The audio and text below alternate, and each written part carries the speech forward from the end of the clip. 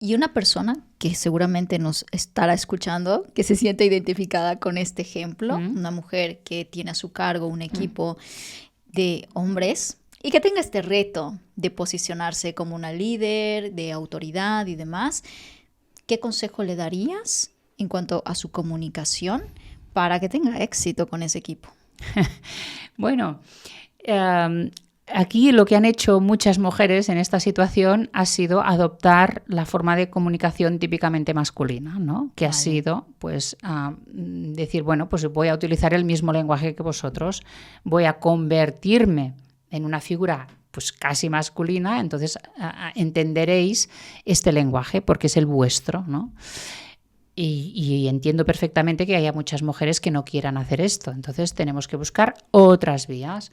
La vía de la persuasión, de la paciencia, de buscar otras formas de influir. Pero a veces esto es muy difícil si no hay una cultura alrededor, si no hay una cultura de empresa incluso que te apoye. Porque entonces estás tú sola rodeada de otra forma de comunicarse. Claro. Lo vimos en la anterior entrevista y por lo tanto aconsejo que la recuperen las personas que nos escuchan, pero es que la comunicación no verbal masculina y femenina tradicionalmente ha sido muy distinta. Y una ha sido para mostrar poder y la otra para mostrar sumisión. Y por lo tanto, aquí eso influye muchísimo en las relaciones. Igual que antes hablábamos de diferentes culturas o rural, urbano, también está el género. Claro. Entonces, si podríamos concretar en pilares la inteligencia no verbal, ¿en qué pilares lo definirías como para hacer una, un análisis general de esa... de esas posturas, de esos gestos, cómo deberíamos interpretarlo de manera correcta? Hablabas de estudiar contexto también, ¿no? Sí. ¿Qué más era? ¿Las posturas? ¿Qué más añadirías? Bueno, hay una serie de normas de prudencia, lo llamamos así, de hecho están en mi libro, en la Gran Guía del Lenguaje No Verbal, para no caer en errores que a lo mejor incluso pueden perjudicar mucho a la gente, a nosotros mismos o a la persona que estamos analizando, ¿no? Podríamos equivocarnos mucho. Entonces, ¿qué medidas de prudencia necesitamos? La primera es, cuanto más conozcamos a la persona, más podremos saber cómo son sus gestos y, por lo tanto, podremos ver si hay alguna variación sobre su forma habitual de comunicarse, ¿no? Por lo tanto, esta es una premisa. Segunda, ¿de qué cultura es esta persona? ¿De dónde proviene? Incluso de qué zona de la ciudad, ¿no? La gente se comporta diferente según el barrio. ¿Qué profesión? También. Luego, la personalidad. Es importante saber si es una persona más introvertida, más extrovertida. Está también la cuestión del estatus. ¿Qué estatus tiene o cree tener? Porque el tema del estatus puede ser real o puede ser percibido también, ¿no? Hay personas que se creen con un determinado estatus. O, otra cosa muy importante es, hay personas que saben que no tienen el estatus, pero simulan ser de un estatus superior para que la gente los vea así. Y esta información del estatus, por ejemplo, ¿para qué nos serviría a nosotros? Para comunicarnos con relación al estatus que esa persona quiere estar, quiere proyectar. Aquí es todo también todo un juego, un juego de comportamiento y según lo que queramos, ¿no? Pero si yo sé, imagínate que me quiero relacionar con alguien que sé que quiere aparentar, ¿no? Y que quiere, pues, destacar, etcétera. ¿Yo qué quiero con esta persona? ¿Quiero seguirle el juego para que me beneficie a mí, por ejemplo? ¿O quiero que se dé cuenta de que me he dado cuenta de que no tiene este estatus? O sea, entonces a lo mejor llego al conflicto. Es que, claro, siempre depende de los objetivos que tengamos. Por ejemplo, si lo que quiero es más bien sacar algo de esa persona. Si yo quiero sacar algo de esta persona, pues yo le sigo el juego y le trato como si realmente tuviera este estatus superior, ¿Por qué? Porque yo sé que esta persona lo que quiere es que le traten así y por lo tanto será mucho más fácil que yo la pueda convencer. Vale. Porque tiene esta necesidad. Al final, decimos en comunicación no verbal que las personas más seductoras, o si tú quieres más influyentes, son las que rápidamente se dan cuenta de qué necesitan los demás y se lo ofrecen a través de la comunicación no verbal, ¿eh? Estamos hablando siempre ahora aquí de comunicación no verbal. Alguien necesita atención, tú le das atención, le miras, estás a su lado, etc. Alguien quiere pues destacar, entonces no vayas tú a hacerle sombra. Y así vamos jugando hasta el día que te cansas y que no quieres seguir el juego, ¿eh? Claro. O a lo mejor no lo quieres seguir ni desde el principio. Pero ya estos son las decisiones de cada uno. Pero las relaciones funcionan así. Y aunque no queramos, aunque a veces no lo sepamos, el tema del estatus siempre está presente en las relaciones entre los humanos.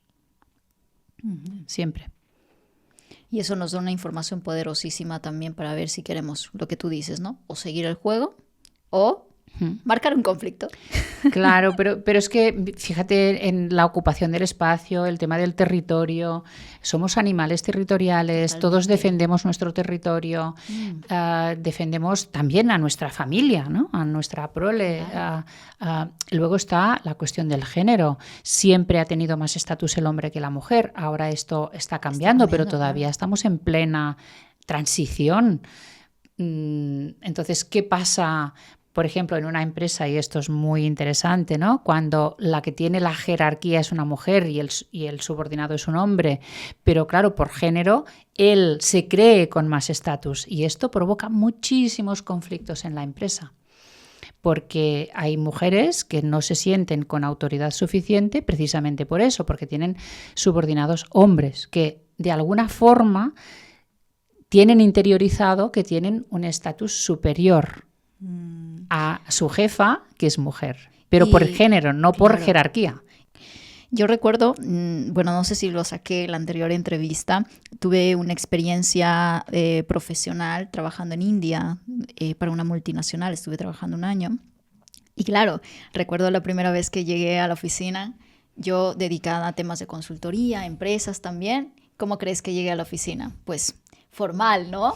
Como lo que estamos acostumbradas, ¿no? Un traje, zapatos, maquillaje, etc. Bueno, llegué a la oficina. Todos. Bueno, recuerdo, es que nunca se me va a quitar de la memoria esa escena cuando estaba entrando al edificio, un señor de traje, sin zapatos, con un maletín, o sea, todo trajeado, ¿no? Muy bien, sin zapatos. Me moría. O sea, digo, ¿qué es esto, no? O sea, ya el primer choque cultural, ¿no? Claro, llegas a una cultura que en principio, al ser una multinacional, pues la política que manejan, ¿no? De puertas afuera es 50-50, ¿no? 50 mujeres, 50 hombres, es decir, todo equitativo, ¿no? Claro, estamos comprendiendo que es una cultura india, que el machismo todavía prevalece muchísimo en esa cultura en sí, ¿no? Entonces, claro, dentro de la empresa se estaba batallando un poco con cómo educar a los empleados para mantener una cultura de equilibrio. Eso no era así por dentro, evidentemente. La jerarquía estaba presente, ¿no? ¿Qué es lo que hice? La primera cosa al entrar. Y por eso te doy completamente la razón de que uno tiene que estudiar todo. ¿Y qué es lo que yo estudié antes de llegar a esa oficina? Pues la cultura india en general, ¿no? Pero no la cultura empresarial. Claro, yo llegué a la oficina, ¿qué era lo primero que hice? Darle la mano al jefe, ¿no? Jefe varón. Eso no se hace, está prohibidísimo. O sea, claro, y recuerdo yo la actitud que tuvo en ese entonces el jefe, ¿no? Le temblaba la mano. Le temblaba la mano y era como así, ¿sabes? Con una timidez absoluta. Claro, yo para mí eso era, pero ¿qué está pasando aquí? ¿No? O sea, no entendía nada. Encima, claro, yo yendo como con tacones prácticamente, maquillada, nadie ahí estaba maquillada, ninguna de las mujeres. Entonces era como, por eso yo te decía la pregunta, cuando estás frente a una persona de autoridad, ¿cómo te comunicas? ¿No? Y yo ahí el primer error que hice, bueno, todas las red flags posibles, ¿no? Una posición de autoridad, dando la mano a alguien que jamás no puedes tocar a un hombre, que los hombres se sienten intimidados cuando les das la mano, ¿no? O sea, todo mal, ¿no? Y ahí empezó como mi experiencia de decir, wow, qué importante es conocer el contexto en el que me desenvuelvo. Ya verás, ¿no? Sí. Es que además tú lo dices, es que estaba nervioso él, Claro. porque fue como una afrenta y cómo reaccionar ante esta situación. Para él Completamente. era algo inaudito, no se lo esperaba. Primero, que esto influye mucho cuando una situación es esperada, prevista, o cuando es imprevista totalmente y te pilla por sorpresa. Entonces es mucho más difícil reaccionar, ¿no? Exacto. Entonces, claro, para mí eso fue como, bueno, aquí tengo que yo acomodarme a este contexto, porque el contexto no se puede acomodar a quien yo estoy, a quien yo soy, ¿no? Entonces, por más que me vieran como una persona extranjera, al final la cultura organizacional y la cultura en sí pesa muchísimo. Entonces, ahí era, o lucho contra la corriente y me posiciono porque yo tengo valores, tengo, ¿no? Mi feminismo por delante y demás, o me adapto, ¿no? Y era jugar entre esos dos roles que costó muchísimo, yo lo recuerdo muy bien, creo que fue una de las experiencias que más me ha tocado en la vida, pero realmente fluir con ello me abrió como las puertas infinitas a un montón de aprendizajes y lo agradezco un montón y no por eso perdí mi forma de ser, claro, me adapté en su momento, ¿no? Pero fue donde más he aprendido. Sí, y además es que aunque no nos guste, aunque a veces miramos hacia otra parte, pero una organización siempre tiene sus jerarquías, porque si no es difícil que funcione y aún así también es difícil. Pero los cargos o las etiquetas o las responsabilidades sirven para algo. Entonces, aparte, aquí también están los egos, están las ambiciones de cada uno.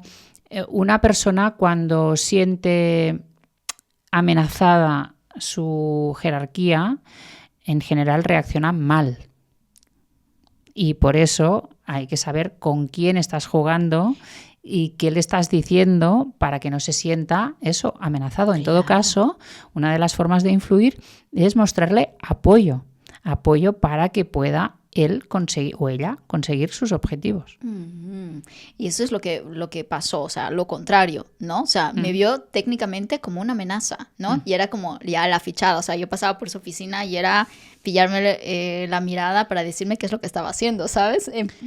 Claro, pero es que incluso resultabas una amenaza también para la cultura organizacional, porque imagínate que si las demás mujeres pues toman tu ejemplo, claro, ahí pues cambia todo. Por lo tanto, pues claro, tenemos que saber también que nuestro comportamiento puede influir en los demás y cómo va a ser vista esta influencia que podemos ejercer sobre los demás. Entonces, por eso muchas veces en las organizaciones o en la escuela, ¿no? Alguien se porta mal, hace determinada cosa y lo separan. En la sociedad también, ¿no? Cuando alguien se comporta mal, se separa de la sociedad, se margina, se rechaza. ¿Por qué? Pues porque tampoco quieren que se contagie esta actitud a las demás personas. Claro. Conclusión de esta historia, para las personas que se quedan curiosas, pues una relación muy mala con el jefe, de principio a fin, hasta que me fui, ¿sabes? Entonces era como, por eso digo, una primera impresión es vital en cualquier relación, no solamente en las ventas, en todo tipo de relaciones.